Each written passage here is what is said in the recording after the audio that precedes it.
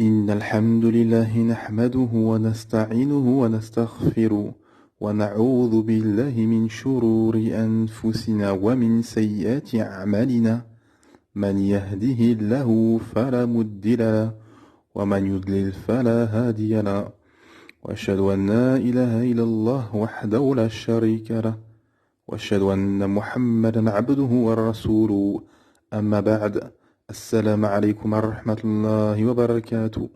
Que la paix soit sur vous ainsi que la miséricorde et la bénédiction. Pourquoi le système veut que tu sois un athée consommateur? La réponse est dans le Coran. Allah subhanahu wa ta'ala nous explique dans ce livre miraculeux qu'est le Coran. Ce Coran qui est un miracle biologique, scientifique, rhétorique, linguistique, historique, législatif, des miracles extraordinaires, des sagesses, des subtilités incroyables que les chercheurs et les scientifiques découvrent jour après jour. Ce livre miraculeux d'Allah subhanahu wa ta'ala, dont les grands savants ont fait l'exégèse, l'explication, et qu'encore aujourd'hui on trouve des secrets cachés dans des versets, subhanallah.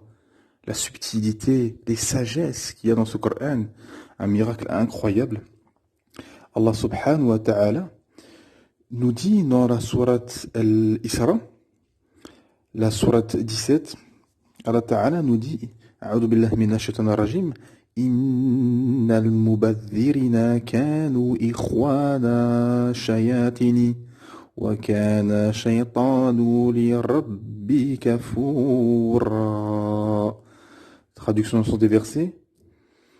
Les gaspilleurs sont les frères des diables, et le diable est très ingrat envers son Seigneur. Subhanallah. Allah Ta'ala nous dit, donne aux proches parents, avec le verset juste avant, et donne aux proches parents ce qui lui est dû, ainsi qu'aux pauvres et aux voyageurs en détresse, et ne gaspille pas indûment. Car les gaspilleurs sont les frères des diables, et le diable est très ingrat envers son Seigneur, subhanallah. Donc, Allah Ta'ala nous montre dans ces versets qu'il ne faut pas être gaspilleur. Et dans un autre verset, Allah Ta'ala nous dit que vous êtes la religion du juste milieu. Dans toute chose, il y a un juste milieu. Subhanallah.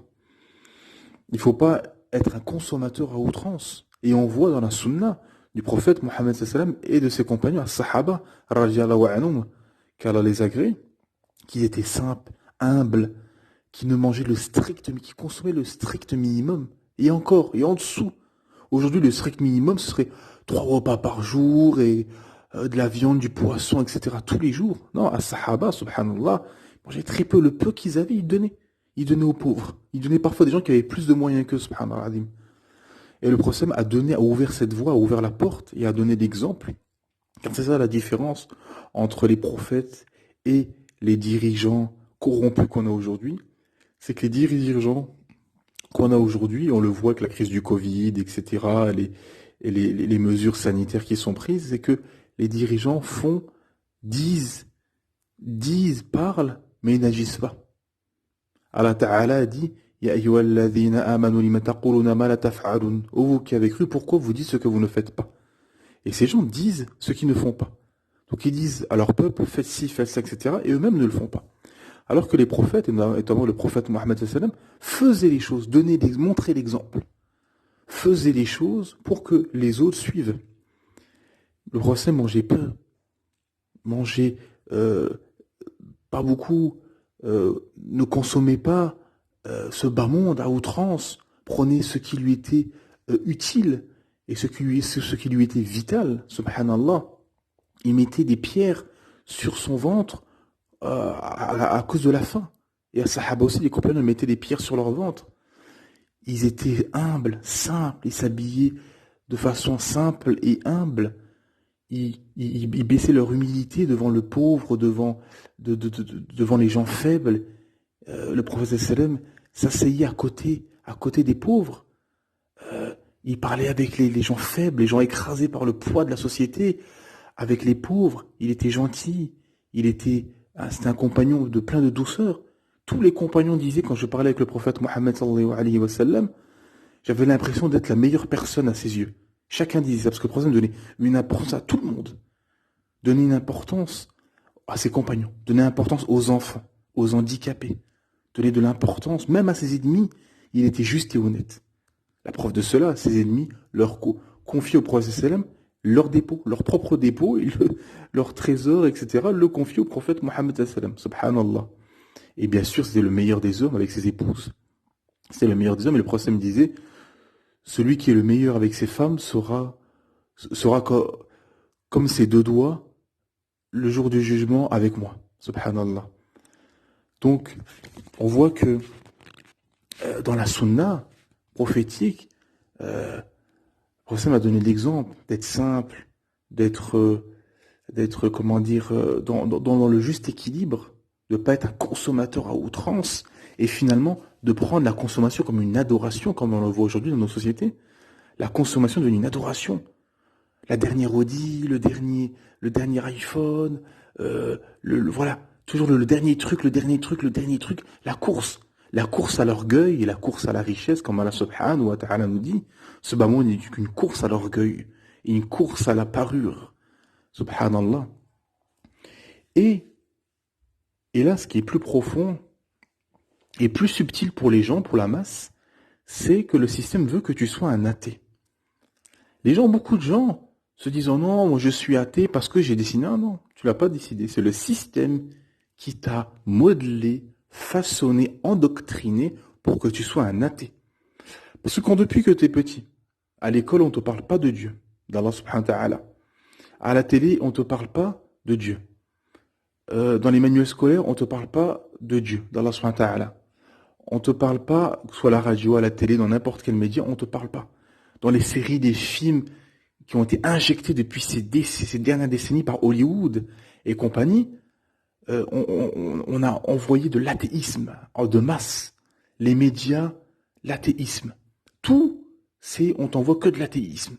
Les rares fois qu'on parle de religion, de dîme, de la santé, c'est en dérision, c'est à la fin d'un programme ou à la fin d'un débat. Enfin, voilà quoi, c'est plus pour faire rire, c'est de la dérision. On n'en parle pas sérieusement, de façon technique, scientifique. Et donc on t'a fait oublier pourquoi tu existes, pourquoi tu as été créé, qui t'a créé. On t'a fait oublier ceci, le système t'a fait oublier cela. Et aujourd'hui tu te dis athée.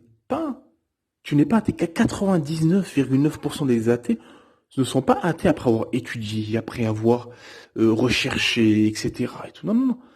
Les 99,9% des athées sont athées car le système les a emmenés là. Leur a mis des ambiguïtés dans la tête, les a emmenés dans cette place d'athées, et eux ils y sont. Et le système fait en sorte de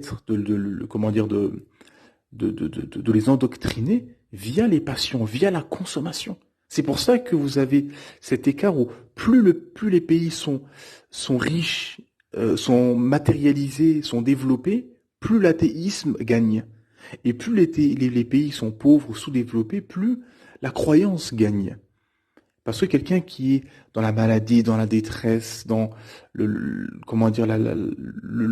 peu de matériel, dans la pauvreté, son cœur s'accroche tout de suite à Allah subhanahu wa ta'ala. Il recherche, il a besoin de ça. C'est pour ça que les premiers à s'être convertis à l'islam, c'était des gens pauvres, faibles, des handicapés, des esclaves. Des esclaves. Le premier mu'adhin, le premier rappeleur à la prière, Bilal ibn Rabah, radiallahu anhu, qu'Allah l'agrée, un esclave abyssin affranchi par un autre compagnon, Abu Bakr Siddiq, radiallahu anhu, premier calife, qui l'a affranchi. Et les premiers beaucoup ont été des esclaves. Parce que c'est des gens, un peu comme aujourd'hui, on voit aujourd'hui avec les gilets jaunes ou avec d'autres mouvements d'agacement et d'oppression, c'est que les gens attendent une libération. Les gens sont malheureux. Quand vous voyez les gens dans les manifestations qu'on a vues notamment ces dernières années avec les gilets jaunes, ce n'étaient pas les gens qui allaient casser comme ça, qui allaient casser et brûler des voitures, casser des poteaux, casser des vitrines de magasins, etc. Ce n'était pas pour l'argent, pour l'économie, pour un mécontentement. C'est un petit peu. Mais c'est surtout, en fait, pour montrer une frustration, un malheur. Ce sont des gens qui sont malheureux, qui sont tristes, qui ont coupé le lien avec leur Seigneur. Et comment ils ont coupé leur lien avec leur Seigneur? Beaucoup, ce n'est pas de leur gré. C'est justement que le système les a emmenés ce système politico-médiatique les a emmenés vers l'athéisme. Et on fait tout. Parce que quand on ne te parle pas du Seigneur de l'univers, on t'en parle nulle part. Ni dans les médias, ni dans les films, ni dans les séries, ni à la télé, ni dans la radio, ni tout. Ni dans les universités, ni dans les écoles. Tous ces moyens finalement qu'un occidental, qu'un européen ou qu'un français lambda va côtoyer dans sa vie, entre la télé, la radio, l'université, les gens, et qu'on te parle pas, et qu'on fait même de ce sujet un sujet tabou. C'est un sujet tabou. Parler de religion, parler d'Allah subhanahu wa ta'ala, c'est devenu quelque chose de tabou. Et ce système a jeté dans ces pays, notamment en France, cette ambiguïté dans la société, de tabou, où les gens sont paralysés, ont peur.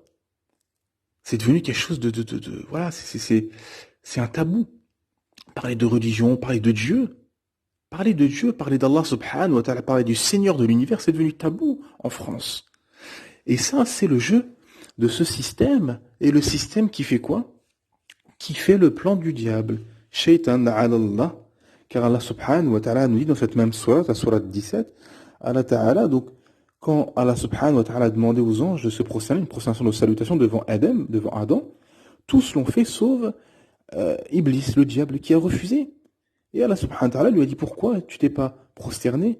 Et il dit, je suis mieux que lui, car j'ai été créé de feu et lui de terre. Tout simplement, l'orgueil. C'est ça qui a fait perdre Shaitan. Allah, c'est l'orgueil justement. Car en disant qu'Adam était de terre et lui de feu, en disant qu'il était meilleur que lui. Et Allah subhanahu wa ta'ala lui dit, va-t'en, quiconque d'entre eux te suivra, votre sanction sera l'enfer, une ample rétribution. Donc Allah ta'ala prévient, parce que tout est clair avec le Coran. C'est pour ça que vous avez beaucoup de gens, quand ils se convertissent à l'islam, ils se disent, ben c'est ça qui me manquait. C'est toutes les questions existentielles que je me posais, toutes les questions existentielles, toutes les réponses sont dans le Coran, sont dans le Saint-Coran. Toutes les réponses, alhamdulillah. Et tout est clair dans le Coran. Allah Ta'ala est clair. Et Allah Ta'ala donc dit, tu seras en enfer, donc Allah Ta'ala promet à Shaitan l'enfer, et il lui dit, tous ceux qui te suivront iront en enfer. Et Allah Ta'ala dit, excite par ta voix ceux d'entre eux que tu pourras. Rassemble contre eux ta cavalerie et ton infanterie. Associe-toi à eux dans leurs biens, leurs enfants, et fais-leur des promesses. Or, le diable ne leur fait que des promesses qu'en tromperie. Et Allah subhanahu wa ta'ala poursuit en disant, quant à mes serviteurs, tu n'as aucun pourvoir sur eux, et ton Seigneur suffit pour les protéger. Subhanallah. Donc ne t'inquiète pas, si tu crois en Allah subhanahu wa ta'ala, si tu crois au Seigneur de l'univers, personne ne fera rien pour toi. Car Shaitan, il prend pas les gens par la main et il les ramène en enfer. Non. Shaitan, il susurre. Les waswas, comme on dit en arabe. Donc c'est des insufflations satanistes. Te susurre et te ramène là où il veut t'emmener. Et c'est son plan. Shaitan, il a de l'expérience depuis Adam. Ça fait des milliers d'années. Et il trompe les gens, les humains. Il a de l'expérience. Il en a fait tromper plus d'un. Il dort pas. Il travaille pas. Shaitan, c'est son boulot. Jour et nuit. Il fait ça. Tromper les gens, lui et sa cavalerie. Tous les djinns qui travaillent pour lui, etc. Wal'ayadu billah. Et c'est ce que fait ce système, le plan du diable, tout simplement. C'est le plan de Shaitan la'anallah. C'est le plan du diable. Et c'est ainsi qu'il faut comprendre et voir les choses, tout simplement. Et pour comprendre notamment ceci, il faut aller dans Surat Al-Hajj, la Surat 22, Allah Ta'ala nous explique comment il nous a créés. Allah Subhanahu wa Ta'ala nous dit, ô hommes, si vous doutez au sujet de la résurrection, c'est nous, donc Allah, qui vous avons créé de terre, puis d'une goutte de sperme, puis d'une adhérence, puis d'un embryon normalement formé, aussi bien qu'informe, pour vous montrer notre omnipotence. Et nous, donc Allah, déposerons dans les matrices, donc dans le ventre des mères, ce que nous, Allah, voulons, jusqu'à un terme fixé. Puis nous vous en sortirons en état de bébé, pour qu'ensuite vous atteigniez votre maturité. Il en est parmi vous qui meurent jeunes, tandis que d'autres parviennent au plus vil de l'âge, si bien qu'ils ne savaient plus rien de ce qu'ils connaissaient auparavant. C'est ce qu'on voit avec les personnes âgées qui perdent la mémoire notamment. Subhanallah. De même, tu vois la terre desséchée, dès que nous y faisons descendre de l'eau, Elle remue, se gonfle et fait pousser toutes sortes de splendides couples de végétaux. Il en est ainsi parce qu'Allah est la vérité, et c'est lui qui rend la vie aux morts, et c'est lui qui est omnipotent. Subhanallah. Et Allah Ta'ala donc poursuit. Et quand l'heure arrivera, pas de doute à son sujet, et qu'Allah ressuscitera ceux qui sont dans les tombeaux. Donc Allah Subhanahu wa Ta'ala nous explique dans ces versets comment il nous a créés, comment il nous fait sortir du ventre de nos mères, et qui nous explique que c'est la vérité venant de lui, venant d'Allah Subhanahu wa Ta'ala, et c'est lui qui rend la vie aux morts, tout simplement. Et ensuite, il nous dit qu'il nous faut ressortir des tombeaux. Donc comme il nous a donné, parce que beaucoup de gens, et notamment beaucoup de gens qui ont voulu combattre les prophètes, disaient cette phrase-là, mais comment nous allons revenir après notre mort, etc. Bah, Allah Ta'ala leur a répondu, comme je vous ai créé la première fois, je vous fais revenir vers moi. Je vous recréer, tout simplement. Allah subhanahu wa ta'ala dit, kun fayakun, soit et c'est. Pour Allah subhanahu wa ta'ala, c'est facile. Tout ceci est facile.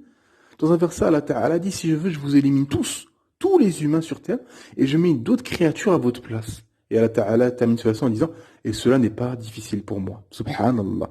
C'est Al-Quddus, c'est Allah subhanahu wa ta'ala le divin. Et Allah Ta'ala continue, et c'est là qu'on voit le plan du système. Allah Ta'ala nous prévient. Allah Ta'ala nous dit, or, il y a des gens qui discutent au sujet d'Allah sans aucune science, ni guide, ni livre pour les éclairer. On voit ce système qui parle et qui fait le plan contre Allah subhanahu wa ta'ala, contre l'islam et les musulmans, sans science, sans guide, sans que les égarés, et sans livre pour les éclairer. Ils n'ont aucun livre. Ils suivent seulement leur passion, ce qui leur traverse par la tête, leur raison erronée. Subhanallah. Et Allah Ta'ala continue, affichant une attitude orgueilleuse, donc on le voit, jour et nuit en ce moment, pour égarer les gens du sentier d'Allah, à lui l'ignominie ici-bas, et nous lui ferons goûter au jour de la résurrection les châtiments de la fournaise. Voilà pour ce que tes deux mains ont préparé ici-bas. Cependant, Allah n'est point injuste envers ses serviteurs. Et Allah subhanahu wa ta'ala nous dit, il en est parmi les gens qui adorent Allah marginalement. S'il leur arrive un bien, ils s'en tranquillisent, et s'il leur arrive une épreuve, ils détournent leur visage, perdant ainsi le bien de l'ici-bas et de l'au-delà. Telle est la perte évidente. Subhanallah. Donc on voit dans ces versets, donc Allah Ta'ala nous dit que ces gens n'ont ni guide, ni science, ni livre éclairé, affichant une attitude orgueilleuse, et on le voit, tout ce système médiatico-politique, qui a une attitude orgueilleuse, ignorante, farfelue, à dire, à parler, à débattre, à dire des choses farfelues, déconnectées. C'est vraiment affreux. On les voit arriver sur des plateaux de télé, tirer des têtes, dire des choses incohérentes. Enfin, il n'y a rien de... La raison humaine ne peut plus accepter ce qu'on entend. Ce qu'on entend dans les médias depuis plusieurs semaines, la raison humaine ne l'accepte même plus. Vous savez, des gens qui se disent, mais qu'est-ce qu'on entend? Mais c'est qui ces gens qui passent dans les médias, sur les politiques, des journalistes, des polémistes? Mais c'est devenu un cirque, une mascarade. C'est une mascarade grotesque et tout le monde patauge. Tout le monde patauge dès qu'il s'agit de parler de l'islam, subhanallah, et des musulmans. Et Allah Ta'ala nous explique quelques versets plus loin qu'il y a des gens qui adorent Allah marginalement. S'il leur arrive un bien, ils s'en tranquillisent, mais s'il leur arrive une épreuve, ils détournent leur visage. Et on voit beaucoup de gens, donc perdant ainsi le bien ici-bas et dans l'au-delà, telle la perte évidente. Et on voit beaucoup de gens, comme ce verset le dit, qui sont dans cette posture, qu'ils adorent Allah marginalement, et on le voit tous, on a dans nos familles, dans notre entourage, des gens comme ça, qui sont, comme on dit, laxistes, qui ont une pratique légère, une pratique laxiste, légère et marginale, hein, comme dit le verset. Enfin, le sens traduit en tout cas. On les voit donc pratiquer de façon marginale, légère, laxiste. Et quand ça se passe bien, bon, ouais. Et dès qu'il y a des épreuves et dès que voilà, les ennemis sortent les armes, etc. On les voit se détourner et abandonner leurs pratiques, etc. Quoi. Et ce verset s'adresse notamment à ce genre de personnes. Donc, ce qu'il faut comprendre, mes frères et sœurs, et vous qui m'écoutez, qui n'êtes pas encore musulmans, Inch'Allah, C'est que le système veut que vous soyez athée. Donc beaucoup de gens vous disent, oh non, moi j'ai décidé, non, t'as pas décidé d'être athée, c'est le système qui t'a emmené, comme j'ai dit auparavant, via plein de subtilités, plein de messages, plein comment dire, de manigances. Le système t'a amené là où il voulait qu'il t'emmène en faisant le plan du diable, c'est-à-dire en étant un athée incroyant. Et beaucoup d'athées viennent et veulent vouloir débattre ou ramener leur point de vue en disant ouais mais le Coran etc si ça bon est-ce que tu as lu le Coran. Non mais t'as pas lu le Coran donc pourquoi tu veux débattre du Coran. Est-ce que tu as lu en arabe parce que le Coran t'est révélé en langue arabe parce que ce que tu traduis comme disait savant ce que tu critiques ce n'est pas le Coran c'est un essai de traduction du Coran. Il y a des gens qui prennent un verset en français notamment des polémistes et journalistes hein, devant des milliers de téléspectateurs à la télé ils te font ça. Te sortent un verset, pas de contexte. On ne sait pas qu'est-ce que le verset d'avant, les versets d'après, pourquoi il a été révélé, le contexte de révélation, de prendre le verset en plus en français, alors que c'est un essai de traduction, et il te dit, voilà, Dieu a dit ça, Dieu a dit ça. Mais comme disent les savants, les gens qui critiquent ceci, ce n'est pas la parole d'Allah qui critique, c'est un essai de traduction qui pratique, qui critique. C'est la personne, c'est le shir, le savant, l'imam, le traducteur qui a essayé d'extirper ce qu'il pouvait, avec la langue anglaise, russe, chinoise, portugaise ou française, d'essayer d'extirper une traduction du Coran, mais c'est lui que tu vas critiquer. S'il traduit mal, il prend des mots qui sont pas appropriés, etc., c'est lui qui a fait cette erreur, ou c'est lui qui a essayé, en tout cas, qui a essayé de ramener un sens. Mais ce n'est pas le Coran que je critique, c'est le Coran en arabe. C'est pour ça que vous avez rarement, voire pas du tout, d'arabophones qui viennent critiquer le Coran. Car l'arabophone comprend les subtilités, les sagesses qu'il y a dans les versets du Coran, subhanallah, les miracles et les sagesses et les subtilités qu'il y a dans ce livre majestueux, ce miracle qui est la parole d'Allah subhanahu wa ta'ala. Et donc c'est simple, les gens qui sont athées, on leur dit, allez-y, regardez les miracles du Coran. Les vagues en dessous d'autres vagues qui étaient découvertes il n'y a même pas un siècle. On ne savait pas qu'il y avait des vagues en dessous d'autres vagues. Allah Ta'ala, il en parle en Surat Nour, il y a 14 siècles. Des vagues en dessous d'autres vagues. Comment est-ce possible? La barrière, la barrière qu'il y a entre l'eau douce et l'eau salée. Le prophète jamais été dans la mer, comment il pouvait savoir ceci? L'expansion de l'univers, comment le prophète pouvait savoir ceci? Que l'univers est en expansion. Le développement du fœtus, comme le verset que j'ai cité juste avant. Comment le prophète pouvait savoir ceci? Les nuages lourds, les fourmis qui parlent, les fleurs qui sont mâles et femelles, le miracle des abeilles. Comment le prophète pouvait savoir tout ceci? Le fer qui est venu du ciel. Avant, on croyait que le fer était venu dans la terre directement, comme le pétrole. Non, c'est venu du ciel. Et là, Ta'ala, on parle dans Surat al-Hadid, la Surat le fer, justement. Surat 57. Il y a plein de miracles dans le Coran, découverts peu de temps. Comment est-ce possible? Les 120 jours. Allah Ta'ala dit que l'âme va dans le bébé au bout de 120 jours. Comment est-ce possible? Comment le prophète pouvait savoir ceci? Que l'âme arrive au bout de 120 jours. Subhanallah. Donc c'est des recherches poussées qui ont été découvertes il y a peu de temps. Subhanallah. Donc tout ceci sont des miracles incroyables que aucun homme il y a 14 siècles pouvait faire ça. Autre miracle, le miracle linguistique. Fait un livre. Donc la personne qui se dit oh ce livre, le Coran, et qui critique le Coran, allez-y, faites un livre de 600 pages qui se récite avec une langue aussi complexe que la langue arabe littéraire, Fosha, qui se récite que un non-arabophone peut mémoriser le Coran. Vous avez des non-arabophones, vous savez, l'Indonésie, Pakistan, en Afrique, en Occident, beaucoup de pays musulmans ou non musulmans où des gens n'ont pas accès à la langue arabe, mais ont réussi à mémoriser le Coran.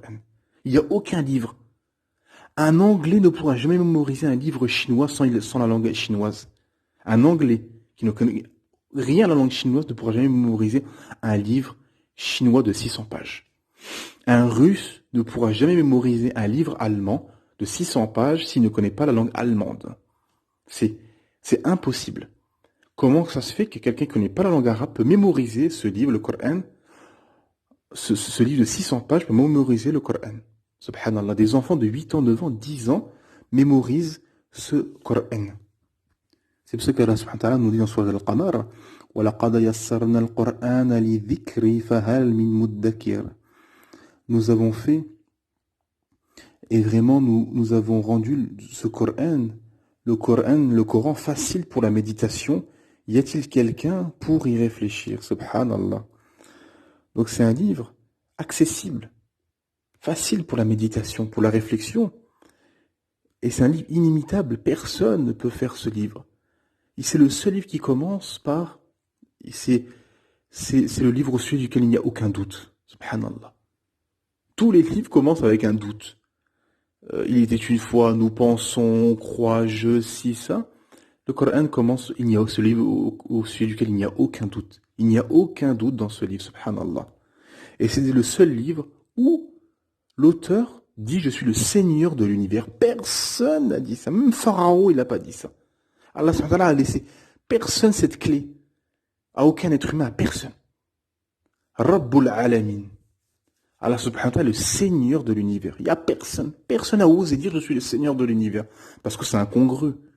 Comment quelqu'un qui est dans ce bas monde, restreint à la gravité et à la chaleur ardente du soleil et au froid intense de l'hiver, comment pourrait dire je suis le Seigneur de l'univers?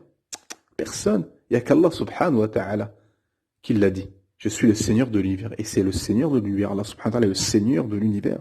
Subhanahu wa ta'ala. Mais ce système fait le plan du diable et veut que tu sois un athée, peu importe, coûte que coûte. C'est pour ça qu'Allah ta'ala nous dit dans surat Al-Ashr, l'Exode, Allah ta'ala nous dit, en parlant justement de la dissension entre les personnes, et Allah ta'ala nous donne une parabole en nous disant, il est semblable à ceux qui peu de temps avant eux ont goûté la conséquence de leur comportement, et ils auront un châtiment douloureux. Ils sont semblables au diable quand il dit à l'homme, sois incrédule. Puis quand il a mécru, il dit, je te désavoue car je redoute Allah, le Seigneur de l'univers. Subhanallah. Donc, Shaitan veut que tu sois athée. C'est son plan. Et il y a des fins que les savants se sont penchés dessus et ont expliqué justement par rapport à ceci, où le diable veut que tu sois athée. Si la personne croit, le diable t'incite à croire mais sans pratiquer une religion, te disant non, tu peux être comme ça, croire en Dieu et c'est tout. Donc et ça c'est la deuxième étape du diable. Ce qu'on appelle aujourd'hui les agnostiques. Il se dit je crois, je mets un doute, ou bien il te dit je crois, mais je crois pas aux religions, je crois pas aux prophètes, aux livres, etc. Donc là c'est la deuxième ruse du diable. La troisième ruse, c'est que quand la personne veut justement croire et pratiquer, le diable va l'induire en erreur vers le judaïsme, le christianisme. Donc c'est ces législations qui ont été falsifiées, trafiquées, qui sont devenues des sectes, des sectes qui justement ont trahi le message d'Allah subhanahu wa ta'ala et ont trafiqué, et ont trahi leurs prophètes, Jésus, Moïse, Isa, Moussa, alayhi salam, qui ont trahi justement les prophètes et le message d'Allah subhanahu wa ta'ala. Et après, c'est quand la personne découvre la vérité de l'islam, Shaitan l'empêche et veut justement qu'il soit musulman mais sans pratiquer. Après, une fois qu'il pratique, il va le dissuader de pratiquer comme il faut correctement. Il va l'inciter à faire une pratique mauvaise ou avec des innovations ou une pratique légère. Ensuite, une fois qu'il va commencer à bien pratiquer et suivre le Coran, la Sunna, être assidu, Shaitan va encore l'inciter pour diminuer et ne pas pratiquer, ne pas lui faire gagner beaucoup de hasanat. Il va tout faire pour l'empêcher de gagner beaucoup de hasanat, beaucoup d'actions, de faire des actes surrogatoires, etc. Et la dernière astuce, c'est de l'empêcher de mourir musulman. Jusqu'à sa mort, le diable va empêcher de mourir musulman. Ce qui arriva à l'imam Ahmed, rahimahullah, quand il était sur son lit de mort, face à son fils, et qu'il disait pars, et que son fils est en train de shahad, donc en faisant l'attestation de foi, et il lui disait pars, Et après, son fils a dit, mais pourquoi tu m'as dit pas? Elle a dit, c'est pas toi que je parlais, c'était au diable qui m'a incité à mourir incroyant. Wal'iyadu billah, qu'Allah nous préserve. Et qu'Allah nous fasse mourir musulmans, croyants et assidus dans la prière, comme la dua de Sina Ibrahim alayhi salam qui disait, oh Allah, fais que je sois assidu dans ma prière jusqu'à ma mort ainsi que ma descendance. Amin. Et voilà le plan du diable et le plan de ce système sataniste. Donc revenez vers votre Seigneur, ô toi qui es athée et qui m'écoute, reviens vers ton Seigneur, enlève tout cet endoctrinement, tout cette, ces, ce, tout ce conditionnement, ces messages subliminaux subliminal qu'on t'a mis toute ta vie, toute ton enfance. Détache-toi de ça et viens étudier la religion de ton Seigneur. Car ton Seigneur t'a envoyé un dernier message, qui est le Coran, le Saint-Coran, accompagné de la Sunna prophétique, avec l'explication des savants. Et Allah subhanahu wa ta'ala nous dit, oh, si vous ne savez pas, interrogez les gens de science. Subhanallah. Si les gens, parce que beaucoup de gens qui veulent se convertir ou cheminent, trouvent des versets qu'ils ne comprennent pas, etc. Ben Allah Ta'ala a répondu à ça. Il nous a dit, si vous ne savez pas, demandez aux gens du rappel, aux gens de science, tout simplement pour t'éclairer et t'expliquer le pourquoi du comment. Pourquoi ce verset, pourquoi ceci, pourquoi cela. Tout simplement. Et donc, cheminez, ô vous qui êtes athées, cheminez, revenez vers votre Seigneur, revenez vers la vérité, la rationalité, car la rationalité, c'est de croire en Allah subhanahu wa ta'ala, de suivre son livre miraculeux. Viens par toi-même. Beaucoup de gens critiquent l'islam, critiquent le Coran sans étudier, sans rien. Viens voir. Viens, rentre dans l'arène. Viens, étudie le Coran, regarde les miracles du Coran. Regarde le comportement que doit avoir le musulman, d'entraide, de justice, de miséricorde, d'aider le voyageur de terre en détresse, d'aider le pauvre, de garder les liens de parenté, de ne pas gaspiller, d'être humble, de donner l'aumône légale aux pauvres, des valeurs incroyables, contraires à ce système qui a justement une valeur. Les valeurs de ce système, c'est l'athéisme ingrat, individuel et consommateur à outrance. Wal'iyadu billah. Voilà, tout simplement. C'est ce que je pouvais dire aujourd'hui par rapport à ceci. Et revenez, étudiez et apprenez ce qu'Allah subhanahu wa ta'ala vous a envoyé, le dernier message qu'Allah subhanahu wa ta'ala vous a donné, car le jour du jugement, yawm al-qiyamah, vous ne pourrez pas vous dédouaner et dire j'étais pas prévenu, car Allah subhanahu wa ta'ala vous a prévenu et Allah ta'ala est juste et envoie des messages et des prophètes et des messagers. Et le dernier prophète, le prophète Muhammad sallallahu alayhi wa sallam, et le dernier message, le Coran accompagné de la sunna prophétique. Subhanallah. Je vais m'arrêter là pour aujourd'hui. سبحانك اللهم وبحمدك أشهد أن لا إله إلا أنت أستغفرك وأتوب إليك السلام عليكم ورحمة الله وبركاته